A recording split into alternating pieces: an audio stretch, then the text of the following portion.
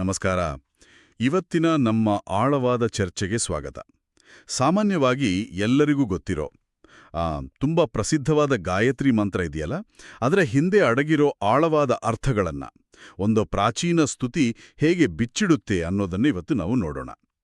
ನಾವಿವತ್ತು ಮಾತಾಡ್ತಿರೋದು ವಿಜಯೇಂದ್ರ ರಾಮನಾಥ ಭಟ್ಟರ ಸಂಧ್ಯಾವಂದನೆಯ ಅಂತರಂಗ ಅನ್ನೋ ದೊಡ್ಡ ಪುಸ್ತಕದ ಒಂದು ಭಾಗದ ಬಗ್ಗೆ.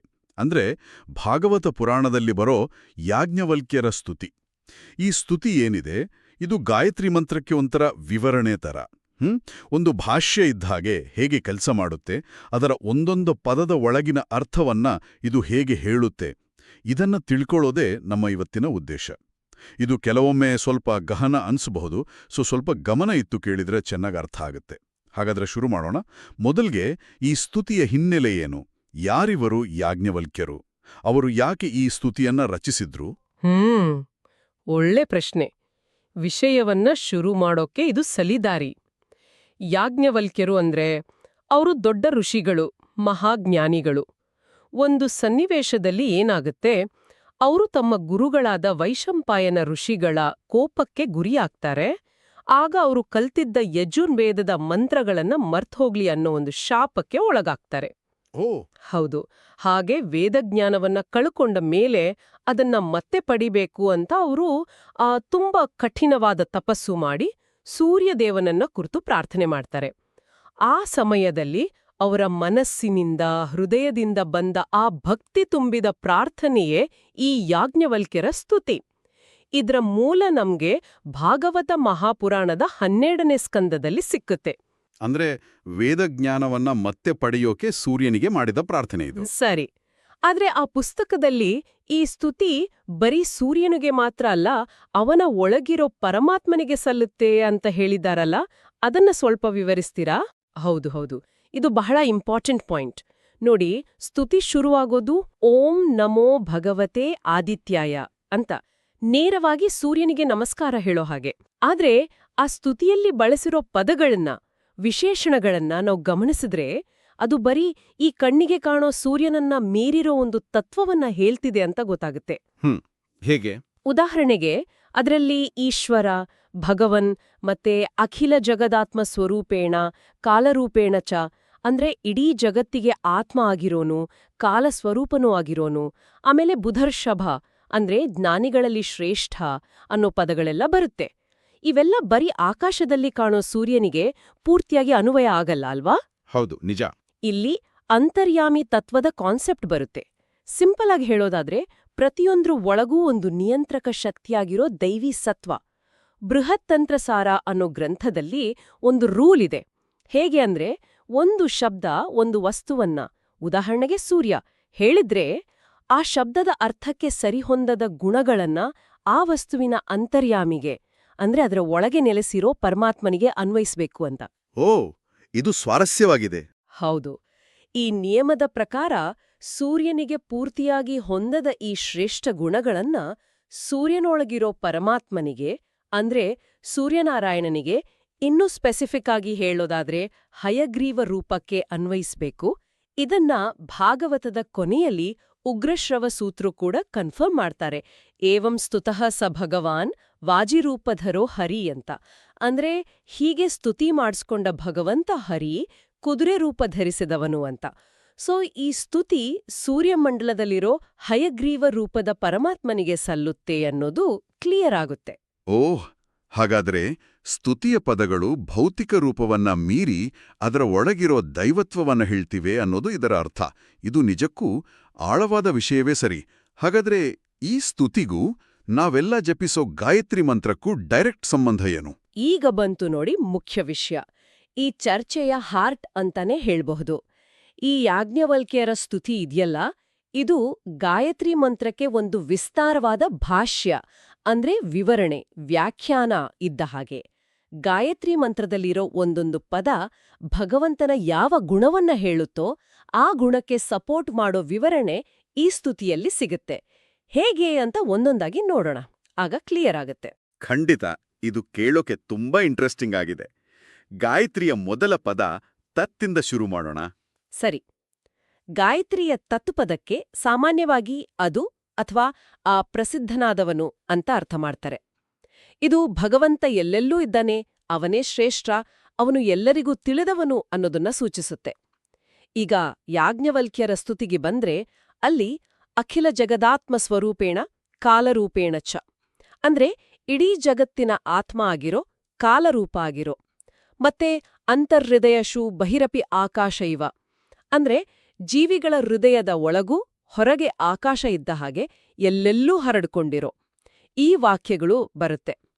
ಇವು ತತ್ಪದ ಹೇಳೋ ಆ ಭಗವಂತನ ಸರ್ವವ್ಯಾಪಕತ್ವವನ್ನ, ಎಲ್ಲೆಲ್ಲೂ ಇರುವಿಕೆಯನ್ನ ಸ್ಪಷ್ಟವಾಗಿ ವಿವರಿಸುತ್ತೆ.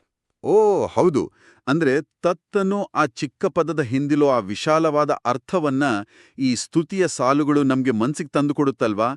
ಗಾಯತ್ರಿಯ ಅರ್ಥಚಿಂತನೆಗೆ ಇದರಿಂದ ಒಂದು ಹೊಸ ಡೈಮೆನ್ಷನ್ ಸಿಕ್ಕ ಹಾಗೆ.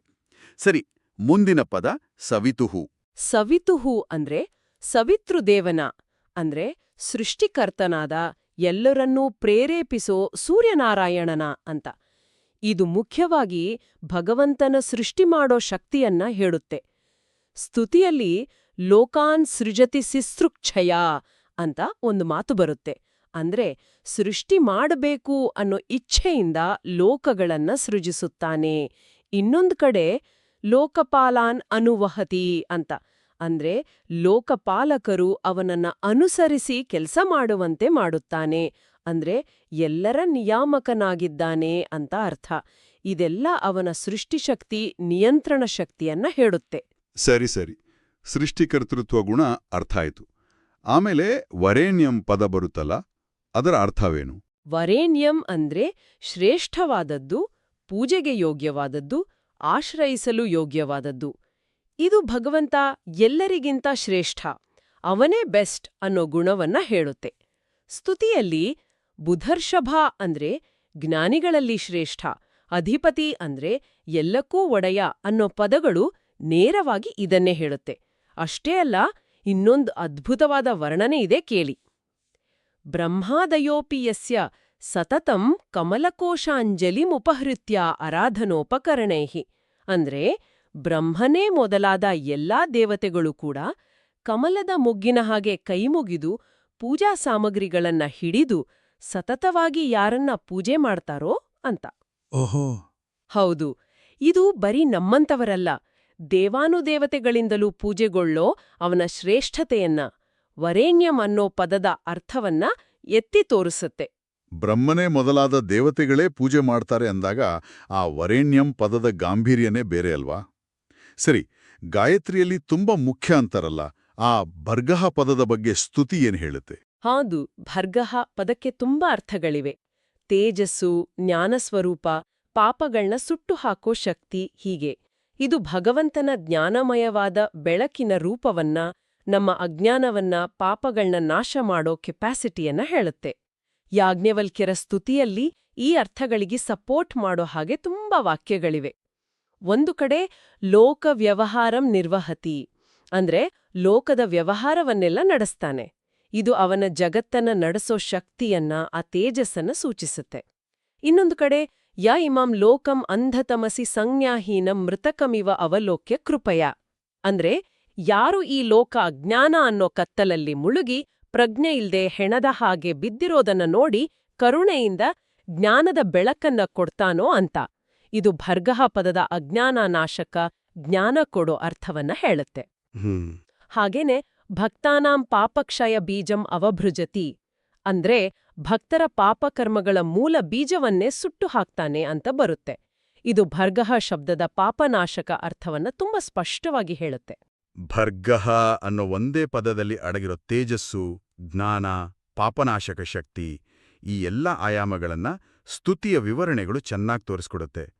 ಇದು ಆ ಪದದ ಅರ್ಥವನ್ನ ಇನ್ನೂ ಡೀಪಾಗಿ ಅರ್ಥ ಮಾಡ್ಕೊಳ್ಳೋಕ್ಕೆ ಹೆಲ್ಪ್ ಮಾಡುತ್ತೆ. ಗಾಯತ್ರಿಯ ಮುಂದಿನ ಪದ ದೇವಸ್ಯ. ದೇವಸ್ಯ ಅಂದ್ರೆ ದೇವನ. ಆ ದೇವ ಅನ್ನೋ ಪದಕ್ಕೆ ಕ್ರೀಡೆ, ಗೆಲುವು, ವ್ಯವಹಾರ, ಸ್ತುತಿ, ಕಾಂತಿ, ಗತಿ ಈ ಥರ ಅನೇಕ ಅರ್ಥಗಳಿವೆ. ಬೇಸಿಕಲಿ ಇದು ಭಗವಂತ ಸ್ತುತಿಗೆ ಅರ್ಹ, ಪೂಜೆಗೆ ಅರ್ಹ, ಅವನ ಲೀಲೆಗಳು, ಅವನ ಜ್ಞಾನಾನಂದ ಗುಣಗಳನ್ನ ಹೇಳುತ್ತೆ. ಸ್ತುತಿಯಲ್ಲಿ ಬ್ರಹ್ಮಾಧಿಭೀಹಿ ಸ್ತುತಃ ಅಂದ್ರೆ ಬ್ರಹ್ಮನೇ ಮೊದಲಾದ ದೇವತೆಗಳಿಂದ ಸ್ತುತಿ ಮಾಡಿಸಿಕೊಳ್ಳುವನು. ಮತ್ತೆ ತವ ಚರಣನಲಿನಯುಗಲಂ ಭುವನ ಗುರುಣಾ ವಂದಿತಂ ಅಂದ್ರೆ ನಿನ್ನ ಪಾದ ಕಮಲಗಳೆರಡನ್ನು ಜಗತ್ತಿಗೆ ಗುರುವಾದ ಬ್ರಹ್ಮ ನಮಸ್ಕರಿಸಿದ್ದಾನೆ ಅನ್ನೋ ವಾಕ್ಯಗಳು ಬರುತ್ತೆ. ಇವು ಅವನ ದೇವತ್ವವನ್ನ, ಎಲ್ಲರೂ ಸ್ತುತಿ ಮಾಡೋ ಅರ್ಹತೆಯನ್ನ, ಎಲ್ಲರಿಂದ ಪೂಜೆಗೊಳ್ಳೋ ಗುಣವನ್ನ ಮತ್ತೆ ಕನ್ಫರ್ಮ್ ಮಾಡ್ತವೆ. ದೇವತೆಗಳಿಂದಲೇ ಸ್ತುತಿ ಮಾಡಿಸಿಕೊಳ್ಳೋ, ನಮಸ್ಕಾರ ಮಾಡಿಸಿಕೊಳ್ಳೋ ದೇವ ಅನ್ನೋ ಅರ್ಥ ಇಲ್ಲಿ ಕ್ಲಿಯರ್ ಆಗತ್ತೆ. ಸರಿ, ಈಗ ಧೀಮಹಿ ಅಂದ್ರೆ ಧ್ಯಾನ ಮಾಡ್ತೀವಿ. ಇದನ್ನ ಸ್ತುತಿ ಹೇಗೆ ಸಪೋರ್ಟ್ ಮಾಡುತ್ತೆ? ಧೀಮಹಿ ಅನ್ನೋದು ಧ್ಯಾನ ಮಾಡೋ ಕ್ರಿಯೆಯನ್ನ ಸೂಚಿಸುತ್ತೆ. ಹೌದು, ನಾವು ಭಗವಂತನ ಯಾವ ರೂಪವನ್ನ ಧ್ಯಾನ ಮಾಡಬೇಕು? ಅವನ ಮಂಗಳಕರವಾದ, ಶ್ರೇಷ್ಠವಾದ, ಧ್ಯಾನಕ್ಕೆ ಯೋಗ್ಯವಾದ ಸ್ವರೂಪವನ್ನ. ಸ್ತುತಿಯಲ್ಲಿ ಬರೋ ಸಮೀಚೀನಂ ಅನ್ನೋ ಪದ ಇಲ್ಲಿ ತುಂಬಾ ಮುಖ್ಯ. ಸಮೀಚೀನ ಅಂದ್ರೆ ತುಂಬಾ ಶ್ರೇಷ್ಠವಾದದ್ದು, ಸರಿಯಾದದ್ದು, ಮಂಗಳಕರವಾದದ್ದು. ಸಂ ಮತ್ತೆ ಅಂಚು ಧಾತುವಿನಿಂದ ಬಂದಿರೋ ಈ ಪದಕ್ಕೆ ಚೆನ್ನಾಗಿ ಪೂಜೆ ಮಾಡಿಸಿಕೊಂಡವನು ಅಥವಾ ಒಳ್ಳೆಯದನ್ನ, ಶುಭವನ್ನ ಮಾಡೋವನು ಅಂತ ಅರ್ಥ. ಹೀಗೆ ಧ್ಯಾನಕ್ಕೆ ವಿಷಯವಾಗಿರೋ ಭಗವಂತನ ಕಲ್ಯಾಣ ಗುಣಗಳನ್ನ ಹೊಂದಿರೋ ಮಂಗಳ ಸ್ವರೂಪವನ್ನ ಈ ಪದ ಸೂಚಿಸುತ್ತೆ. ಧೀಮಹಿಗೆ ಇದೊಂದು ಆಧಾರವನ್ನ ಕೊಡುತ್ತೆ. ಓ, ಅಂದ್ರೆ ನಾವು ಏನನ್ನ ಧ್ಯಾನಿಸ್ತೀವಿ ಅನ್ನೋದಕ್ಕೆ ಸಮೀಚೀನಂ ಅನ್ನೋ ಪದ ಒಂದು ಉತ್ತರ ಕೊಟ್ಟಾಗಾಯ್ತು. ಸರಿ, ಕೊನೆಯದಾಗಿ ಗಾಯತ್ರಿಯ ಪ್ರಾರ್ಥನಾ ಭಾಗ. ಧಿಯೋ ಯೋ ನಃ ಪ್ರಚೋದಯಾತ್, ಯಾರು ನಮ್ಮ ಬುದ್ಧಿಗಳನ್ನ ಪ್ರೇರೇಪಿಸುವನು. ಹೌದು, ಇದು ಗಾಯತ್ರಿಯ ಫಲಶ್ರುತಿ ಅಂದ್ರೆ ಪ್ರಾರ್ಥನೆ. ಯಹ ಯಾರೋ, ನಃ ನಮ್ಮ, ಧಿಯಃ ಬುದ್ಧಿಗಳನ್ನ, ಇಲ್ಲಿ ಬರೀ ಬುದ್ಧಿ ಅಲ್ಲ, ಮನಸ್ಸು, ಇಂದ್ರಿಯ, ಪ್ರಾಣಗಳನ್ನೂ ಸೇರಿಸಿ ಪ್ರಚೋದಯಾತ್ ಒಳ್ಳೆ ದಾರಿಯಲ್ಲಿ ಪ್ರೇರೇಪಿಸಲಿ ಅಂತ. ಈ ಪ್ರೇರಣೆ ಕೊಡೋ ಶಕ್ತಿಯನ್ನ ಸ್ತುತಿಯು ತುಂಬಾನೇ ವಿಸ್ತಾರವಾಗಿ, ಕ್ಲಿಯರ್ ಆಗಿ ಹೇಳುತ್ತೆ. ಯ ಇಹ ವಾವ ಚರಾಚರ ನಿಕಾಯಾನಾಂ ಸಚೇತಸಾಂ ಮನ ಇಂದ್ರಿಯಾ ಸುಗಣಾನ್ ಆತ್ಮನಃ ಸತತಂ ಪ್ರಚೋದಯತಿ ಅಂದ್ರೆ ಯಾರು ಈ ಜಗತ್ತಿನಲ್ಲಿರೋ ಸ್ಥಾವರ ಜಂಗಮ ಜೀವಿಗಳಲ್ಲಿ, ಚೇತನ ಇರೋ ಜೀವಿಗಳ ಮನಸ್ಸು, ಇಂದ್ರಿಯಗಳು ಮತ್ತೆ ಪ್ರಾಣಗಳ ಸಮೂಹವನ್ನ ಸುಗಣಾನ್ ತನ್ನ ಸ್ವರೂಪ ಶಕ್ತಿಯಿಂದಲೇ ಸತತವಾಗಿ ಪ್ರೇರೇಪಿಸ್ತಾನೋ. ಇಲ್ಲಿ ಒಂದು ವಿಶೇಷ ಇದೆ, ಗಮನಿಸಿ. ಗಾಯತ್ರಿಯಲ್ಲಿ ಧಿಯಃ ಅಂತ ಬಹುವಚನದಲ್ಲಿ ಹೇಳಿರೋದು ಬರೀ ಬುದ್ಧಿಯನ್ನಲ್ಲ, ಅದು ಮನಸ್ಸು, ಇಂದ್ರಿಯ, ಪ್ರಾಣ ಎಲ್ಲವನ್ನೂ ಸೇರಿಸ್ಕೊಳ್ಳುತ್ತೆ ಅನ್ನೋದಕ್ಕೆ ಭಾಗವತದ ಈ ಮನೇಂದ್ರಿಯ ಸುಗಣಾನ್ ಅನ್ನೋ ವಿವರಣೆಯೇ ಆಧಾರ. ಇದು ಧೀ ಶಬ್ದ ಎಷ್ಟು ವಿಶಾಲವಾದ ಅರ್ಥವನ್ನು ಹೊಂದಿದೆ ಅಂತ ತೋರಿಸುತ್ತೆ. ಇದು ನಿಜಕ್ಕೂ ಗಮನಿಸಬೇಕಾದ ಅಂಶ. ಅಂದ್ರೆ ಮೇಲ್ನೋಟಕ್ಕೆ ಸೂರ್ಯನ ಸ್ತುತಿ ತರ ಕಂಡ್ರೂ ಯಾಜ್ಞವಲ್ಕಿಯರ ಈ ಪ್ರಾರ್ಥನೆ ಗಾಯತ್ರಿ ಮಂತ್ರದ ಒಂದೊಂದು ಪದಕ್ಕೂ ಅದರ ಹಿಂದಿನ ತತ್ವಕ್ಕೂ ಕನ್ನಡಿ ಹಿಡಿದ ಹಾಗೆ ಇದೆ ಅಲ್ವಾ? ಗಾಯತ್ರಿಯ ಒಂದೊಂದು ಪದದ ಹಿಂದೆ ಅಡಗಿರೋ ಭಗವಂತನ ಗುಣಗಳ ಒಂದು ದೊಡ್ಡ ಚಿತ್ರಣವನ್ನೇ ಇದು ಕೊಡುತ್ತೆ. ಖಂಡಿತವಾಗಿ. ಅದಕ್ಕೇನೆ ಇದನ್ನ ಗಾಯತ್ರಿ ಭಾಷ್ಯ ರೂಪಿ ಯಹ ಅಂತಾರೆ. ಅಂದ್ರೆ ಈ ಸ್ತುತಿಯೇ ಗಾಯತ್ರಿ ಮಂತ್ರದ ಭಾಷ್ಯ, ಅದರ ವಿವರಣೆ. ಇದು ಪುರಾಣಗಳು ವೇದದ ಅರ್ಥವನ್ನೇ ಹೇಗೆ ವಿಸ್ತರಿಸ್ತವೆ, ವೇದಾರ್ಥ ಪರಿಬೃಂಹಿತಃ ಅನ್ನೋದಕ್ಕೆ ಒಂದು ಒಳ್ಳೆ ಎಕ್ಸಾಂಪಲ್. ಪುರಾಣಗಳೇನ್ ಮಾಡ್ತವೆ ಅಂದ್ರೆ ವೇದದಲ್ಲಿರೋ ಆಳವಾದ ತತ್ವಗಳನ್ನ ಕಥೆಗಳು, ಸ್ತುತಿಗಳ ಮೂಲಕ ಎಲ್ಲರಿಗೂ ಸುಲಭವಾಗಿ ಅರ್ಥ ಆಗೋ ಹಾಗೆ ಮಾಡ್ತವೆ. ಇದೆಲ್ಲ ನಮ್ಮನ್ನ ಮತ್ತೆ ಆ ಮೂಲ ಪುಸ್ತಕ ಸಂಧ್ಯಾವಂದನೆಯ ಅಂತರಂಗಕ್ಕೆ ಕರ್ಕೊಂಡು ಹೋಗುತ್ತೆ. ಆ ಪುಸ್ತಕದಲ್ಲಿ ಪದೇ ಪದೇ ಹೇಳೋ ಒಂದು ಅಂಶ ಅಂದ್ರೆ ಸಂಧ್ಯಾವಂದನೆ ತರಹದ ನಮ್ಮ ದಿನನಿತ್ಯದ ಕರ್ಮಗಳನ್ನ, ಅದರಲ್ಲೂ ಗಾಯತ್ರಿ ಜಪವನ್ನ ಬರೀ ಮೆಕ್ಯಾನಿಕಲ್ ಆಗಿ ಸುಮ್ನೆ ತುಟಿ ಅಲ್ಲಾಡ್ಸೋ ತರ ಮಾಡಬಾರ್ದು ಅಂತ. ಬದಲಿಗೆ ಅದರ ಅರ್ಥವನ್ನ ತಿಳ್ಕೊಂಡು ಚಿಂತನೆ ಮಾಡ್ತಾ ಅನುಸಂಧಾನ ಪೂರ್ವಕವಾಗಿ ಮಾಡಬೇಕು. ಯಾಜ್ಞವಲ್ಕ್ಯರ ಸ್ತುತಿ ತರಹದ ವಿವರಣೆಗಳು ಈ ಅರ್ಥಚಿಂತನೆಗೆ, ಅನುಸಂಧಾನಕ್ಕೆ ತುಂಬಾ ಹೆಲ್ಪ್ ಮಾಡುತ್ತೆ. ತಿಳ್ಕೊಂಡ್ ಮಾಡೋ ಕೆಲ್ಸಕ್ಕೆ ಹೆಚ್ಚು ಫಲ ಅನ್ನೋದು ಶಾಸ್ತ್ರಗಳ ಮಾತು. ಹೌದು, ಅನುಸಂಧಾನದ ಮಹತ್ವ ಇಲ್ಲಿ ಕ್ಲಿಯರ್ ಆಗುತ್ತೆ. ಇದೇ ಟೈಮ್ನಲ್ಲಿ ಆ ಬುಕ್ನಲ್ಲಿ ಲೇಖಕರು ಗಮನಿಸಿರೋ ನಂಬರ್ 13 ಬಗ್ಗೆ ಒಂದು ಇಂಟ್ರೆಸ್ಟಿಂಗ್ ವಿಷಯ ಹೇಳಿದ್ರಲ್ಲ, ಅದನ್ನು ಸ್ವಲ್ಪ ಹೇಳ್ಬೋದಾ? ಅದು ಆ ಪುಸ್ತಕದ ಸ್ಟ್ರಕ್ಚರ್ ಬಗ್ಗೆ ಒಂಥರ ಕ್ಯೂರಿಯಸ್ ಆಗಿದೆ. ಖಂಡಿತ. ಆ ಪುಸ್ತಕದಲ್ಲಿ ಲೇಖಕರು ಒಂದು ಗಮನಾರ್ಹವಾದ ಸಂಖ್ಯಾವಿನ್ಯಾಸವನ್ನ ಗುರುತಿಸ್ತಾರೆ. ಶ್ರೀರಾಮತಾರಕ ಮಂತ್ರದಲ್ಲಿ 13 ಅಕ್ಷರಗಳಿವೆ. ಸಂಧ್ಯಾವಂದನೆಯ ಅಂತರಂಗ ಅನ್ನೋ ಈ ದೊಡ್ಡ ಪುಸ್ತಕದಲ್ಲಿ ಒಟ್ಟು 13 ಪರ್ವಗಳಿವೆ. ಓಹೋ. ಹೌದು. ಅದರಲ್ಲಿ 11ನೇ ಪರ್ವ ಗಾಯತ್ರಿ ಜಪ ಪರ್ವ ಅಂತ. ಅದರಲ್ಲಿ ಮತ್ತೆ 13 ಭಾಗಗಳಿವೆ. ಆ 13 ಭಾಗಗಳ ಕೊನೆಯ ಭಾಗ ಗಾಯತ್ರಿ ಸುಧಾ ಸೌರಭ. ಅದರಲ್ಲಿ ಕೆಲವು ಪೂರಕ ಲೇಖನಗಳನ್ನ ಬಿಟ್ಟು ಮತ್ತೆ 13 ಮುಖ್ಯ ಅಧ್ಯಾಯಗಳಿವೆ. ಇದೊಂದು ಒಂಥರ ಗಮನಿಸಬೇಕಾದ ಸಂಖ್ಯಾ ಸಾಮರಸ್ಯ. ಇದು ಲೇಖಕರು ಉದ್ದೇಶಪೂರ್ವಕವಾಗಿ ಈ ನಂಬರ್ಗೆ ಇಂಪಾರ್ಟೆನ್ಸ್ ಕೊಟ್ಟು ಬರ್ದಿದ್ದಾರಾ ಅಥವಾ ನಮ್ಮ ಸಂಪ್ರದಾಯದಲ್ಲಿ ಈ ನಂಬರ್ಗಿರೋ ವಿಶೇಷ ಸ್ಥಾನ ಇಲ್ಲಿ ಕಾಣ್ತಿದ್ಯಾ ಅನ್ನೋದು ಯೋಚನೆ ಮಾಡೋ ವಿಷಯ. ಈ 13 ಅನ್ನೋ ಸಂಖ್ಯೆ ತ್ರಯೋದಶಾಕ್ಷರಿ ರಾಮಮಂತ್ರದ ಜೊತೆ ಲಿಂಕ್ ಆಗಿರೋದು ಒಂದು ವಿಶೇಷ ಅಲ್ವಾ?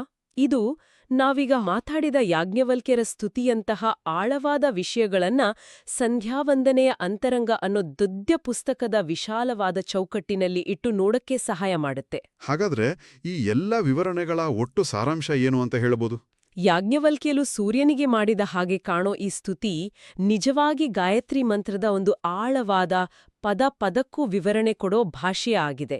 ಇದು ಗಾಯತ್ರಿಯ ಅರ್ಥವನ್ನ ಎಷ್ಟು ಶ್ರೀಮಂತಗೊಳಿಸುತ್ತೆ ಅನ್ನೋದು ಈ ಚರ್ಚೆಯಿಂದ ಸ್ಪಷ್ಟ ಆಯಿತು. ಸತ್ಯವನ್ನ, ಒಂದೇ ತತ್ವವನ್ನ ಬೇರೆ ಬೇರೆ ಲೆವೆಲ್ಗಳಲ್ಲಿ ಬೇರೆ ಬೇರೆ ರೂಪಕಗಳ ಮೂಲಕ ಹೇಗೆ ಹೇಳಲಾಗಿದೆ ಅನ್ನೋದಕ್ಕೆ ಇದು ಒಳ್ಳೆ ಉದಾಹರಣೆ. ಯಾಜ್ಞವಲ್ಕ್ಯರ ಸ್ತುತಿ ಅನ್ನೋದು ಬರೀ ಒಂದು ದೇವರ ಹೊಗಳಿಕೆಯಲ್ಲ. ಇದು ಗಾಯತ್ರಿ ಮಂತ್ರದಲ್ಲಿ ಚಿಕ್ಕದಾಗಿ ಹೇಳಿರೋ ಪರಮಾತ್ಮನ ಮುಖ್ಯ ಗುಣಗಳನ್ನ, ತತ್ವಗಳನ್ನ ಆಳವಾಗಿ ಚಿಂತನೆ ಮಾಡೋಕೆ, ಅನುಸಂಧಾನ ಮಾಡೋಕೆ ನಮ್ಗೆ ಸಿಕ್ಕಿರೋ ಒಂದು ದಾರಿದೀಪ ಇದ್ಹಾಗೆ. ನಮ್ಮ ಆಧಾರ ಗ್ರಂಥ ಸಂಧ್ಯಾವಂದನೆಯ ಅಂತರಂಗ ಕೂಡ ಸಂಧ್ಯಾವಂದನೆಯನ್ನ ಬರೀ ಒಂದು ದಿನನಿತ್ಯದ ಧಾರ್ಮಿಕ ಕ್ರಿಯೆಯಾಗಿ ಮಾತ್ರ ನೋಡಲ್ಲ, ಅದಕ್ಕೆ ಒಂದು ದೊಡ್ಡ ಸ್ಥಾನ ಕೊಡುತ್ತೆ. ಗಾಯತ್ರಿ ಜಪವನ್ನ ಮುಖ್ಯವಾಗಿ ಇಟ್ಕೊಂಡಿರೋ ಈ ಅಭ್ಯಾಸವನ್ನ ನಮ್ಮ ವ್ಯಕ್ತಿತ್ವವನ್ನ ಜಾಗೃತಗೊಳಿಸಿ ಅರಿವನ್ನ ಮೂಡಿಸೋ ಒಂದು ದಾರಿಯಾಗಿ, ಮತ್ತೆ ನಮ್ಮ ಆತ್ಮಸಾಕ್ಷಾತ್ಕಾರಕ್ಕೆ ಹೆಲ್ಪ್ ಮಾಡೋ ಒಂದು ಶ್ರೇಷ್ಠ ಆಧ್ಯಾತ್ಮಿಕ ತಪಸ್ಸು ಅಂತ ಆ ಪುಸ್ತಕ ಹೇಳುತ್ತೆ. ಹಾಗಾದ್ರೆ ಇವತ್ತಿನ ಈ ಚರ್ಚೆಯ ಬೆಳಕಲ್ಲಿ ಕೇಳುಗರು ಯೋಚನೆ ಮಾಡೋಕ್ಕಿಲ್ಲೊಂದು ವಿಷಯ ಇದೆ. ಗಾಯತ್ರಿ ಮಂತ್ರದ ಅರ್ಥವನ್ನ, ಯಾಜ್ಞವಲ್ಕ್ಯರ ಸ್ತುತಿ ತರಹದ ಅದರ ವಿವರಣೆಗಳನ್ನು ತಿಳ್ಕೊಳ್ಳೋದು ನಮ್ಮ ದಿನನಿತ್ಯದ ಸಂಧ್ಯಾವಂದನೆ ಅಥವಾ ಗಾಯತ್ರಿ ಜಪದ ಅಭ್ಯಾಸವನ್ನ ಹೇಗೆ ಬದಲಾಯಿಸಬಹುದು? ಬರೀ ಮೆಕ್ಯಾನಿಕಲ್ ಆಗಿ ರೂಢಿಯಿಂದ ಮಾಡೋ ಕ್ರಿಯೆಯನ್ನ ಪ್ರಜ್ಞಾಪೂರ್ವಕವಾದ ಅರ್ಥ ತುಂಬಿದ ಅನುಸಂಧಾನವಾಗಿ ಇದು ಹೇಗೆ ಬದಲಾಯಿಸಬಹುದು?